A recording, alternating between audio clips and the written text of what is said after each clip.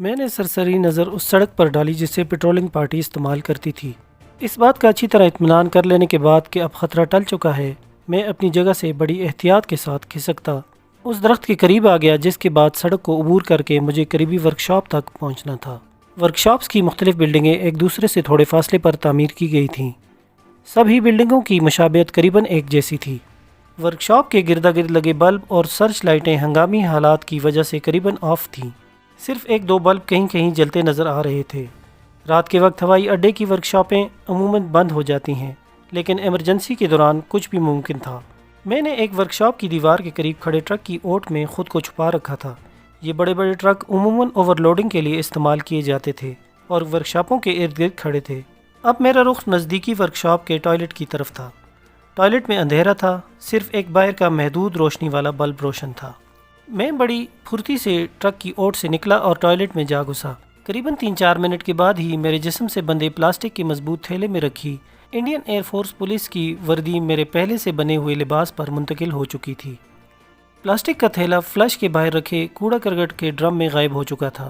ہوائی اڈے کا تنظیمی ڈھانچہ گو کہ خاصا منظم ہوتا ہے، لیکن بہت بڑی تنظیم ہونے کی وجہ سے لاکھ حفاظتی اقدامات کے باوجود اس میں بھی کہیں نہ کہیں کوئی ایسا خلا رہ جاتا ہے جہاں سے ایک ذہین جاسوس اس میں داخل ہونے کا راستہ ڈھونڈ لیتا ہے۔ مجھے علم تھا کہ یہاں سیکیورٹی گارڈ کی اپنی اپنی حدود متعین ہیں اور ہر گروپ کے ذمے الگ الگ فرائض ہیں۔ عموماً ورکشاپوں وغیرہ کے گرد پہرے کا کوئی خاص انتظام نہیں ہوتا۔ حالت جنگ کی البتہ اور بات تھی۔ ممکنہ حملے کے پیش نظر چپے چپے پر مسلح گارڈز موجود رہتے ہیں۔ میری حاصل کردہ اطلاعات کے مطابق کسی ورکشاپ کے گرد اول تو کوئی سیکیورٹی گارڈ مقرر ہی نہیں تھا۔ اگر ایک آدھ ہوا بھی تو مجھے اس کی پرواہ نہیں تھی، میں اسے بآسانی قابو کر سکتا تھا۔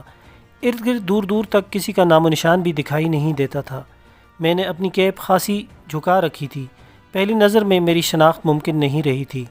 میں دل ہی دل میں اللہ تعالیٰ سے دعا مانگ رہا تھا کہ شام سے چھائے گہرے بادل اب برس جائیں۔ کبھی کبھی 2-4 بوندیں ٹپکتی اور سلسلہ بند ہو جاتا۔ اب تو جیسے مجھے یقین سا ہو چلا تھا کہ بارش نہیں ہوگی۔ میں بظاہر لاپرواہ سا ٹہلتا ہوا ورکشاپ کے دروازے کی طرف جا رہا تھا جب اچانک میری نیچے کی سانس نیچے اور اوپر کی سانس اوپر رہ گئی۔ چند گز کے فاصلے سے ایک دوسری ورکشاپ کی اوٹ سے اچانک ایک سیکیورٹی گارڈ نکل کر میری طرف آ رہا تھا۔ میں نے حفظ مات تقدم کے طور پر اچانک قدرے ٹیڑھے ہو کر چلنا شروع کر دیا تھا۔ جیسے جیسے وہ میرے قریب آتا جا رہا تھا میرے جسم میں بجلیاں دوڑنے لگی تھیں۔ میری خواہش تھی کہ وہ مجھ سے بغیر گفتگو کیے آگے نکل جائے، لیکن بظاہر ایسا ممکن دکھائی نہیں دیتا تھا۔ اس نے مجھ سے چند فٹ دور سے ہی پکارا، شیکھر! شاید یہاں کسی شیکھر کی ڈیوٹی تھی۔ اس اثناء میں میرے ذہن نے ایک تجویز سوچ رکھی تھی۔ ابھی اس کے منہ سے بمشکل شیکھر ہی نکلا تھا جب میں نے اس کے مخالف سمت منہ کر کے آہستہ آہستہ کھانسنا شروع کر دیا۔ کھانستے کھانستے میں آہستہ آہستہ نیچے کو جھکتا جا رہا تھا۔ ورکشاپ کا بغلی دروازہ کھلا ہی ملا۔ بے ہوش گارڈ کو میں نے ایک کونے میں لٹایا۔ اس کی بے ہوشی کو لمبا کرنے کے لیے میں نے اپنی جیب سے ایک رومال نکال کر اسے سنگھا دیا تھا۔ اب 3-4 گھنٹے سے پہلے اس کے خود بخود ہوش میں آنے کا امکان نہیں تھا۔ کوئی اور اسے جگا دیتا تو الگ بات تھی۔ اندر ہلکی روشنی کے 1-2 بلب جل رہے تھے۔ میری توقع کے عین مطابق ورکشاپ میں ایک جہاز کے انجن کے مخصوص حصے مرمت یا اوور ہالنگ کے لیے ایک ٹریلر پر رکھے ہوئے تھے۔ چند منٹ کے بعد ہی میں ان کے ایک ایک پرزے کو اپنے پاس موجود ایک چھوٹے سے طاقتور کیمرے کی مدد سے اپنی گرفت میں لا چکا تھا۔ پرزوں پر لگے مختلف ٹریڈ مارک میرے ذہن میں سما چکے تھے۔ ابھی میں بمشکل چند قدم ہی چل پایا تھا کہ اچانک لڑکھڑایا اور گرتے گرتے بچا۔ میری ٹانگ میں زبردست ٹیس اٹھی، غالباً زخم پھر سے ہرا ہو رہا تھا۔ درد سے بے حال ہو کر میں نے قریبی دیوار کا سہارا لیا۔ ذرا سکون ملا تو دوبارہ قدم آگے بڑھانا چاہا، لیکن ایک مرتبہ پھر منہ سے آنے والی چینخ کو ضبط کرتے ہوئے اسی پوزیشن میں واپس آنا پڑا۔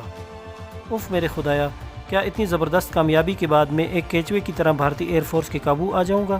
میں نے سوچا اور میرا دل ڈوبنے لگا۔ اچانک پیش آنے والی صورتحال نے مجھے رلا دیا۔ میں خاصا جذباتی ہو چلا تھا جب قدرت کو مجھ پر رحم آیا اور رک رک کر ہونے والی بوندا باندی نے اچانک زوردار بارش کی صورت اختیار کر لی۔ اب کم از کم مجھے اتنا تحفظ تو حاصل تھا کہ بارش کی وجہ سے شاید ہی کوئی اس طرف آتا۔ میرے کپڑے بھیگنے لگے تھے۔ میں نے دل کڑا کر کے قدم بڑھائے۔ درد سے میرا برا حال تھا، لیکن کسی نہ کسی طرح گھسٹتے ہوئے میں نے خطرے کی پہلی حد یعنی سڑک عبور کر لی۔ سڑک سے تاروں کی پہلی باڑ تک کا فاصلہ میں نے قریباً کونیوں کے بل ہی طے کیا تھا۔ واپسی کا سفر کسی عذاب سے کم نہیں تھا۔ میں نے ایک مرتبہ پھر لوہے کی خاردار تاروں میں سے راستہ بنایا اور وہ فاصلہ جو مجھے اپنی تربیت کے مطابق 3 یا 4 منٹ میں عبور کرنا چاہیے تھا وہ صدیوں پر محیط نظر آنے لگا۔ خدا خدا کر کے قریباً آدھ گھنٹے کے بعد کسی نہ کسی طرح گرتا پڑتا میں اس کھیت تک پہنچ گیا جہاں مجھے کپڑوں سے نجات حاصل کرنا تھی۔ میری سانس بری طرح پھولنے لگی تھی، سارا جسم پسینے سے نہا گیا تھا۔ موت کا خوف تھا یا میری قوت ارادی کہ درد کا احساس اب آہستہ آہستہ ختم ہو رہا تھا۔ ہنگامی ضرورت کے تحت اپنے پاس پہلے سے موجود اسپرین کی 2-3 گولیاں نگلنے کے بعد اب قدرے افاقہ محسوس ہونے لگا تھا۔ بارش تھم چکی تھی، میں لنگڑاتا ہوا کھیت سے باہر نکلا اور اپنے مقررہ راستے پر چلنے لگا۔ مجھے صبح ہونے سے پہلے یہاں سے بہت دور چلے جانا تھا۔ صبح جب سورج کی پہلی کرن نے تاریکیوں کے چھٹ جانے کا مژدہ سنایا تو میں نے اندازے کے مطابق اپنی خستہ حالی کے باوجود کم از کم 10 میل کا فاصلہ طے کر لیا تھا۔ میں محفوظ تو ہو چکا تھا لیکن ٹانگ کی بری حالت تھی، سوجن بڑھتی جا رہی تھی، مجھے جلد از جلد کسی ڈاکٹر تک پہنچنا تھا۔ ایک لاری میں بمشکل میں لدھیانہ پہنچا۔ دوران سفر میں نے زبردستی اپنے آپ کو نارمل رکھا، لدھیانہ اڈے کی بجائے شہر سے باہر ہی اتر گیا۔ اب میرا رخ ایک مقامی ڈاکٹر کی دکان کی طرف تھا جس سے میرا تعارف پرکاش نے کروایا تھا۔ ڈاکٹر صاحب ابھی کلینک جانے کی تیاری کر رہے تھے جب میں ان سے ٹکرا گیا۔ انہوں نے مجھے پہچانتے ہوئے خصوصی توجہ اور کمال مہربانی سے مجھے دیکھا۔ کمال ہے، سوجن اتنی زیادہ کیسے ہو گئی؟ شاید کسی ٹھوئے نے کاٹا ہے، انہوں نے میری سوجی ہوئی ٹانگ پر انگلیاں بجاتے ہوئے کہا۔ جناب، اصل میں کل رات ایک جگہ پیشاب کرتے ہوئے کسی کیڑے نے کاٹ لیا تھا، اس وقت تو کچھ محسوس نہ ہوا، اب صبح سے درد ہونے لگا ہے، میں نے صفائی پیش کی۔ تو یوں کہو نا یار، بے احتیاطی کی وجہ سے یہ حالت ہوئی ہے۔ انہوں نے مجھے 2 انجیکشن لگائے، ٹانگ پر معمولی سی نشتر زنی کے بعد پٹی باندھی، دوائیوں کی ایک فہرست لکھ کر مجھے تھما دی اور فیس لے کر چلتا کیا۔ ایک رکشہ میں پہلے اسٹیشن پہنچا جہاں ایک لاکر میں اپنی ضروری اشیاء محفوظ کیں اور دوبارہ رکشے کے ذریعے پرکاش کے پاس جا پہنچا۔ میری حالت دیکھ کر وہ گھبرا گیا۔ کیا ہوا؟ اس نے بے چینی سے پوچھا۔ پہلے یہ لاؤ پھر دوسری بات کرنا۔ میں نے دوائیوں کا نسخہ اسے تھما دیا۔ میں نے اس سے درخواست کی کہ وہ گھر میں کسی کو اس حادثے کی اطلاع نہ دے، میں انہیں خواہ مخواہ پریشان نہیں کرنا چاہتا۔ پرکاش نے میری یہ درخواست اس شرط پر مانی کہ کم از کم 1 مہینہ کہیں نہیں جاؤں گا۔ بڑی کڑی شرط لگائی تھی اس نے۔ 3 دن میں نے بیماری کی حالت میں گزارے۔ ٹانگ کی سوجن نے بخار کی کیفیت پیدا کر دی تھی، پھر بخار شدت اختیار کرنے لگا، لیکن میں نے بڑی جبر سے اپنی حالت کو پرکاش کے سامنے بظاہر نارمل بنائے رکھا۔ مجھے تشویش تھی کہ وہ گھبرا کر کہیں بابو جی کو اطلاع نہ کر دے۔ تیسرے دن میری حالت خاصی سنبھل گئی، اب مجھے چلنے میں کوئی دقت نہیں ہوتی تھی۔ صحتیاب ہوتے ہی میں نے سب سے پہلے اپنے مال کی فکر کی اور اسے محفوظ ہاتھوں کے ذریعے اپنے ملک میں پہنچا دیا۔ 5ویں روز جب میں اچھی طرح چلنے کے قابل ہو گیا، میں نے رائے کوٹ کو رخت سفر باندھا۔ پرکاش کام کی زیادتی کی وجہ سے لدھیانہ ہی رہ گیا۔ ہفتے کا دن تھا، میں نے سوچا اگلے روز چھٹی ہے، پونم سے بھی ملاقات رہے گی۔ میرا ارادہ اس مرتبہ سوامی جی کو چیک کرنے کا تھا کہ آخر یہ مہاتما ہے کیا۔ بابو جی سے نکسل باڑیوں کے روابط بھی مد نظر تھے، کیونکہ زیر زمین چلنے والی تحریکیں کسی ملک کی سیاست میں کیا کردار ادا کرتی ہیں، مجھے اس کا بخوبی اندازہ تھا۔ ذاتی طور پر مجھے خود بھی خواہش رہی تھی کہ میں ان لوگوں کو قریب سے کام کرتے ہوئے دیکھوں جو ایک لمبے عرصے سے اپنے مقاصد کے حصول کے لیے جدوجہد کر رہے تھے۔ چارو موز مدار ان دنوں بھارتی اخبارات کی سرخیوں کا موضوع بنا ہوا تھا۔ یہ پراسرار شخص نکسل باڑی تحریک کا سربراہ تھا جسے بھارتی حکومت نے ایک زبردست مقابلے کے بعد زخمی حالت میں گرفتار کر لیا تھا۔ تفتیش کے بدترین مراحل سے گزارنے کے بعد اسے کلکتہ جیل میں ڈال دیا گیا تھا، جہاں وہ حسب روایت پراسرار بیماری کی وجہ سے چل بسا۔ گو کہ حکومت نے اس کے لواحقین کو ڈرا دھمکا کر چارو موز مدار کی طبی موت کی تصدیق کروا لی تھی اور اس کی بیماری کی سرٹیفکیٹ بھی اخبارات میں چھپ رہے تھے، لیکن حقیقت کیا تھی؟ بھارت کا ہر باشعور شہری اس سے آگاہ تھا۔ چارو کی موت کے بعد ملک کے قریباً تمام بڑے بڑے اخبارات کو نکسل باڑیوں کی دھمکیاں موصول ہو رہی تھیں کہ وہ بھارت کے ہر صوبے میں اعلیٰ سول حکام کو موت کے گھاٹ اتار کر اپنے عظیم نیتا کو شردھانجلی بھیٹ کریں گے۔ انہوں نے اپنی کارروائیوں کا آغاز کلکتہ کے ایس پی کو موت کے گھاٹ اتارنے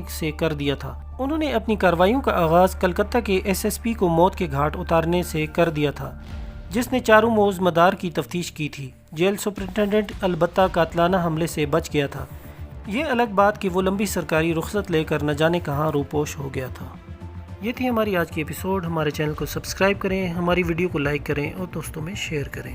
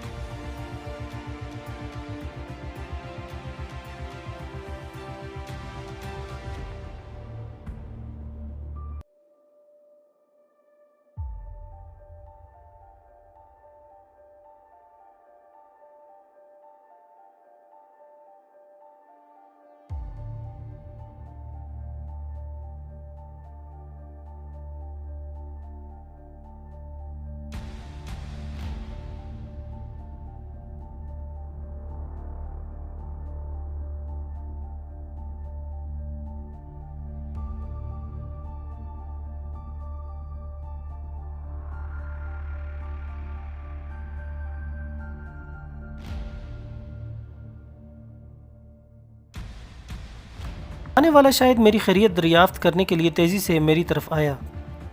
اسے اپنے قریب محسوس کرتے ہوئے میں نے پھرتی سے رخ بدلا۔ میرا زوردار گھٹنا اس کے پیٹ کے نچلے حصے پر، زوردار ہاتھ اس کی کنپٹی پر ایک ساتھ لگے تھے۔ آدمی کمزور دل کا دکھائی دیتا تھا۔ بیچارے کو منہ سے آواز نکالنے تک کی مہلت بھی نصیب نہ ہوئی۔ زمیں بوس ہونے سے پہلے وہ میرے مضبوط ہاتھوں کی گرفت میں آ چکا تھا۔ مجھے کچھ نہ سوجا، اسے بھی میں اپنے ساتھ ہی ورکشاپ میں لے آیا۔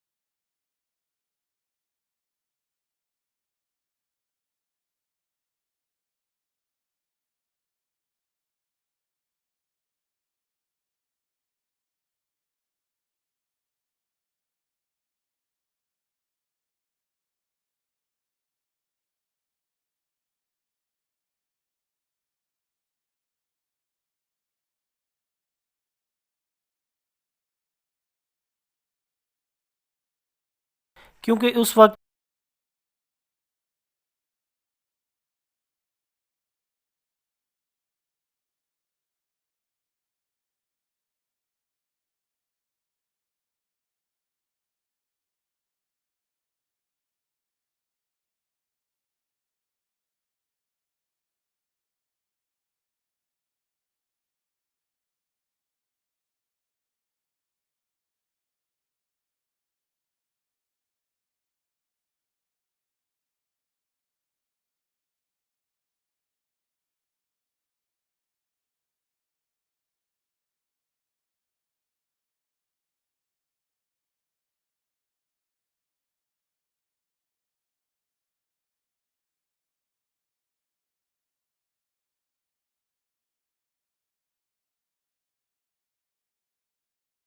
ان کی چھتوں کو لوہے کے بڑے بڑے شیڈ بنا کر ڈھانپا گیا تھا اور ان پر گہرا خاکی رنگ کر کے کافی حد تک کیموفلاج بھی کر دیا گیا تھا۔ ورکشاپس کی دیواریں بھی خاکی رنگ میں ہی رنگی ہوئی تھیں۔ سڑک میں نے پھرتی سے عبور کر لی تھی۔ اب میں نزدیکی ورکشاپ تک پہنچ چکا تھا۔